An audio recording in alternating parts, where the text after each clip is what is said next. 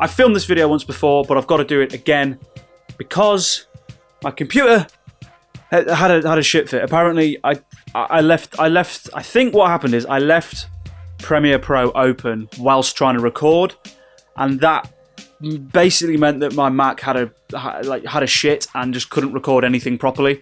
I'm hoping now I fixed it. I think I have. I've got 3 different audio recordings going on and 1 video. So if you're seeing this, it worked. If you're hearing it, it didn't work, but one of the 3 backups did. I'm losing my mind. Also, this has changed again because I couldn't figure out how to get my cheap-ass webcam to work on a dark background. So I know I just simplified it and went pure white. Pure white. Apart from this, I couldn't get rid of this. It's stuck to the wall. So it's nailed in. It's nailed it. It's not moving anywhere. That's as it is. But we are now back. I am now back, fully functioning. Hopefully, without any technical issues. We will find out sooner rather than later if that happens. And today I'm going to be talking about, again, for what feels like the 11th time since it happened, EGX 2018. Yes, that thing that happened 2 weeks ago. I'm going to talk about it today, right now, because, you know, I'm timely and all that.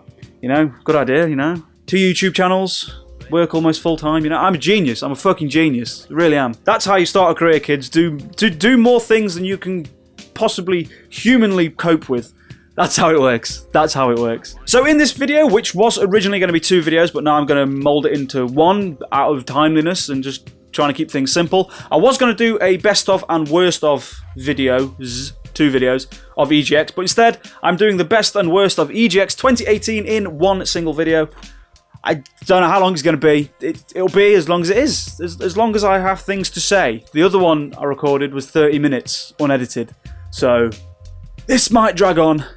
If it does, just leave. Just go. There's better things to watch out there. Much better things. Anyway, let's get onto it. Let's talk about EGX 2018. And before I get into my list of the worst and the best of it, let's just talk about the event in general. First of all, I want to chat about EGX itself and what it is a little bit. Give you a flavour of it if you've never really been before. So this is my 3rd year that I've been to EGX, my 3rd, I've been 16, 17, this is 18. It really is a gamer's paradise beyond anything else. It is so fucking perfect. The whole layout of the event is amazing. The atmosphere there, the people there that attend, the people that are showing games, everybody's in on it. It really is a fan event that is kind of run by the fans, which is exquisite to say the least. And every year at EGX, the key players that do turn up from the video game industry do like bring impressive sets and really go all out to entertain the fans that come in their droves to see what your PlayStations, your Nintendos, your Ubisofts have got in store. This year, PlayStation brought along something called the Players Village, which showed off all of their exclusive games and exclusive partnerships like Call of Duty, you know, that kind of Call of Duty thing they've got with them. They had Call of Duty in their area. Hitman 2 was in the PlayStation area as well, but the exclusives were there as well in the forms of Spyro the Dragon. Is that going to Xbox as well? That might go into Xbox as well, but the OG exclusive Spyro was there. They had Kingdom Hearts 3 also in that PlayStation area. And of course the brilliant Spider-Man was there as well, which was a bit strange because it was already out the week or 2 weeks before.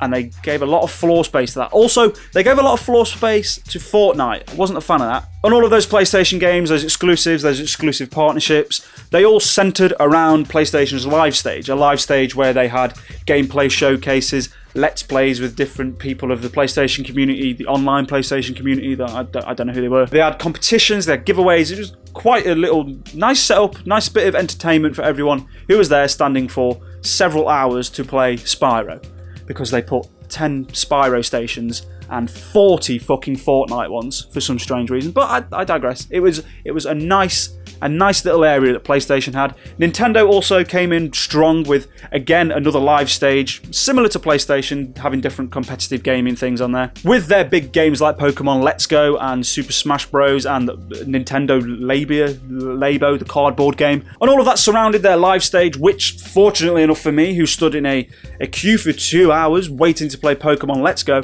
I was able to, you know, take my mind off the pain of my broken ankles and my shattered back and the stench of what can only be described as EGX Day 3. Very entertaining. Good move, Nintendo. Good move. You know, keeping your fans entertained with really awkward presentation like the one I'm doing right now. Yeah, good one. Ubisoft also had some impressive set design for Assassin's Creed Odyssey and The Division 2. They always bring out like the big guns for that stuff. I'd say Ubisoft are probably the best ones at EGX.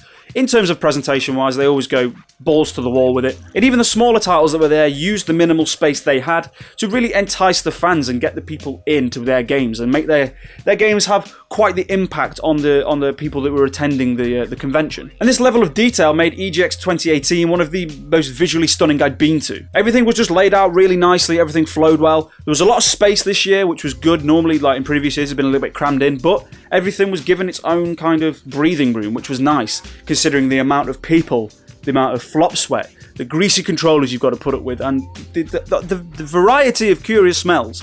You know, it's good to have a little bit of breathing room sometimes. Top work, EGX, top work. You know what, this year, you know what, in terms of floor planning and event planning, best one yet, best one yet. Now we get to the fun part, the negative part, the bit where I get to tell you the worst 3 games I saw at EGX 2018. And coming in hot at number 3 is the indies. Yeah, the indie section. All of the indies. Most of them. And see, EGX typically, for me, the most impressive part about these conventions, these conferences, these... What do you want to call it? A fan event? What would it be called? EGX is a... Expo. Yes.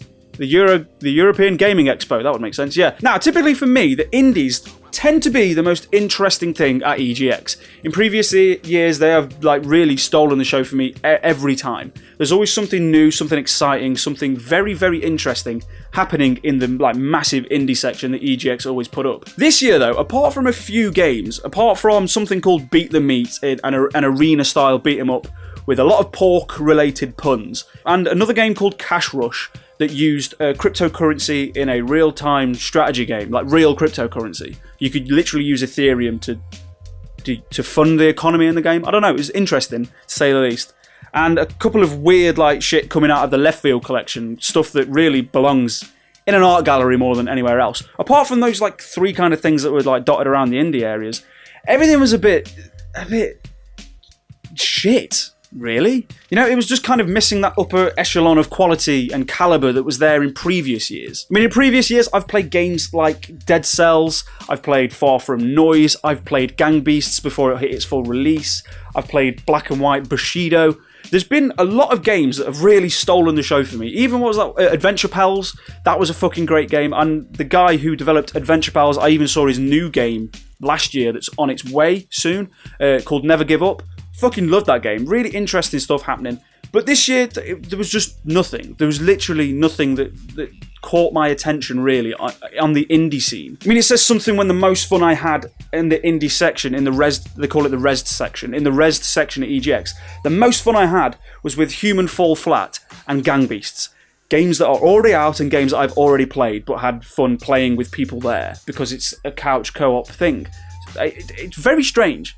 Very strange for me, and took me back quite a bit. And to be honest, I think what it is it's symptomatic of what has been happening on Steam and on PC for a long time now, and is slowly leaking over to the consoles. And it's that wave of just indie shovelware that's being like thrown into Steam, into the PlayStation Network, onto the Nintendo eShop.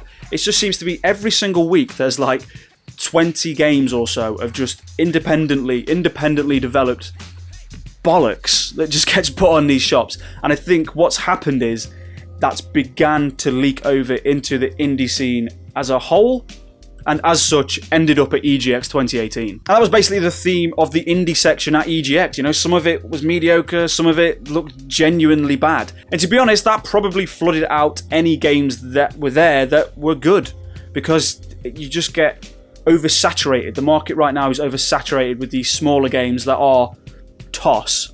And so the good games, the games like your Dead Cells, like Chasm, like Gang Beasts, maybe not Gang Beasts, bad example, but yeah, those are getting buried in tons and tons of shit. And I think that's maybe what happened at EGX 2018 this year.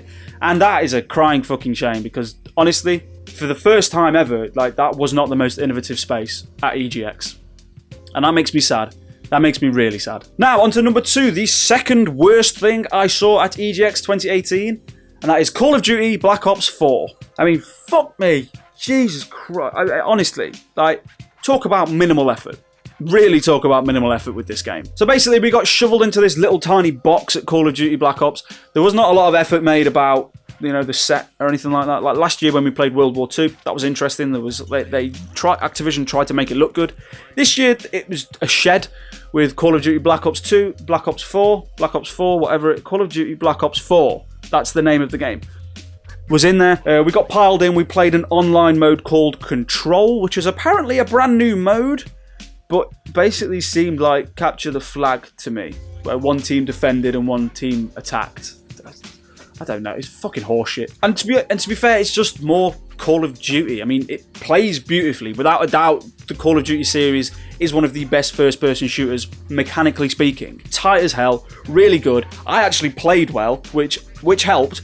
For some reason, I was actually decent at this game. I got like 4 or 5 like throwing axe kills somehow. But to be honest, it's just another Call of Duty. I didn't see any real change to what they've done last year or the year before that. Everything like of the online mode that we saw, just there wasn't a lot of difference from what has already been happening with Call of Duty. And to be honest, I didn't see much difference from the last Call of Duty that I spent a lot of time with, which was Call of Duty Black Ops 2. So that, you know, it's Call of Duty Black Ops 2 was however many years ago, and this is coming out in 2018, and I can't see any difference with it, which is probably why I was actually alright at it, because it's the same game that I played for tens and tens and tens of hours when I was in high school. So I just don't know. And what makes it even worse is that Black Ops 4 doesn't have any story mode to kind of entertain me. The Black Ops storyline is my favourite storyline of the Call of Duty franchise. I think it's the most interesting. And they've decided with Black Ops 4 to totally omit a story and just to have it focused solely on online mode and the zombies mode, which I understand from a business point of view, but I'm not going to buy it to play a game that feels exactly the same as the one you developed 4 or 5 games ago. It feels stale. It's the same as before. There's no market improvement. So why the fuck bother? So here's my hot tip for Call of Duty Black Ops 4. Don't fucking bother. And now on to number 1, the shittest fucking thing I saw at EGX 2018. The worst game that I played there. And that is Dreams. You know Dreams, that PlayStation exclusive that nobody can figure out what the fuck it is. And even now, after I've actually sat down and played the game, I still don't know what it's supposed to be. I don't know. I do not know what's going on. I've played it for about 15-20 minutes. Still can't tell you what it is. So basically I sit down for this Dreams demo. I get no introduction to the game. There's barely a queue for it. The guy who I go up to go onto it doesn't explain anything about the game at all. He just says, yeah, there's a free station, go and sit down. I'm like, okay, maybe this demo will, as a demo should do, explain what the game is supposed to be. No. Wrong. Wrong. No, not at all. What happens is, I sit down, there's a menu screen, and I can really awkwardly control a little cursor thing that can go on what seems to be about 5 different mini-games. There's no real direction in which way you're supposed to go. It doesn't say go here first and figure out which one to go on. But yeah, there's 5 different mini-games. The first one I go on is kind of a robot platformer thing. You're a little robot and it's a 3D platformer. Very similar to the way that Little Big Planet feels, but imagine in a 3D kind of space. You have to go around and it's kind of a puzzle platformer as well, so you have to charge up different pods to like make parts of the environment pop out so you can climb your way up and make your way to the end of the stage. Very, very good. I will say it was good. It felt tight. It felt mechanically tight. Next game I click on, it's a fucking text adventure. It's a horror text adventure because it tries to do that clever thing, like it's like trying to copy Undertale in a way. It tries to do this clever thing with like playing with the way the game works, and you start it off and they're just boring options, boring text, not really that entertaining. You read through it all, and then at the end it tries to go all freaky like Undertale does, and the game turns on you, and you end up back at the beginning of this whole text adventure. At that point, I was like, okay, this is bullshit, I'm quitting out, I can't be bothered. Because that took 20 minutes. There was 3 other games on there that I didn't get to play because I just didn't want to sit there any longer. There was like a space flight kind of dogfighting game. It looked a bit like Starlink Battle for Atlas. There was also a 2D side-scrolling platformer called Comic Sans, S-A-N-D-S. And it looked interesting. They all looked interesting. They were all like quite nice independent like snippets of a game, but they were all very different, and there was no real communication in the demo what those games were, how they were made, whether or not they were created by someone playing the game, whether I could create games like that, whether they were... nothing was explained. Nothing. I mean, what was it? I played it. I felt like I played a demo disc from 1993. And it's really infuriating as well, because what I played, those little snippets that I played, you can see like the foundation or the core of a decent game. I think the problem is that this demo that Media Molecule put out was just a bad demo. It didn't explain what Dreams was. I mean, how the hell are you going to try and market this game? How the hell are you going to try and sell this game when somebody who plays it for 20 minutes literally cannot tell you what it is? I don't know what it is. I'm assuming there's some sort of these are all assumptions. Nothing is set in stone. I'm assuming that all those things I played can be created by the player. If so, brilliant. But that demo didn't communicate it. And to be honest, if it did, maybe I'll be a bit more positive about it. But I can't be, because by far and away, the total atrocity that was that demo makes it the worst game at EGX 2018 for me. Because the point of these demonstrations, the point of these demos, is to make you want to play the game more, not hate the game. I'm so fucking mad at this game because it did a poor job of communicating what it is to me.